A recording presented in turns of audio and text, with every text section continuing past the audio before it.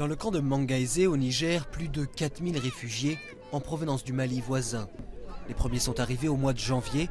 Ils ont fui les combats entre les rebelles Touaregs du MNLA, les islamistes d'Ansardine et l'armée malienne. Depuis le coup d'État du 22 avril, l'armée malienne a quitté le nord du pays, le laissant sous le contrôle des rebelles.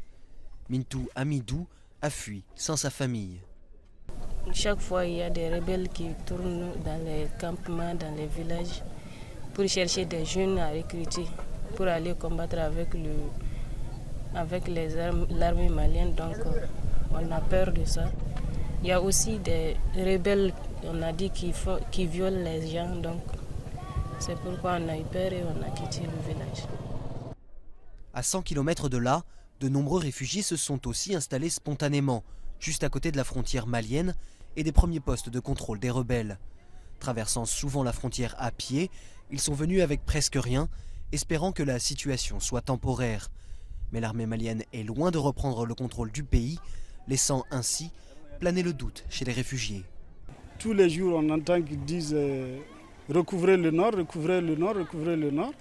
C'est pourquoi je dis on attend de voir, il y a en Sardine aussi, il y a le MNLA, qui va nous dominer, à qui nous allons appartenir. C'est pourquoi je dis je ne sais pas si on va être cuit à l'huile, frit à l'huile, ou cuit à l'eau, ou bien grillé au feu.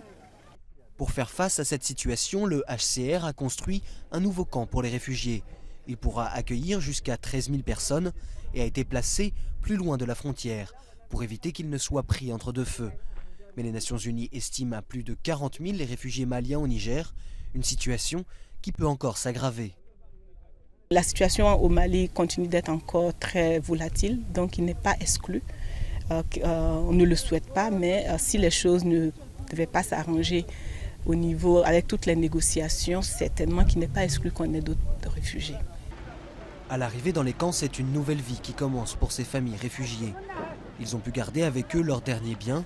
Le HCR leur distribue de quoi cuisiner et se préparer un abri, temporaire ou pas.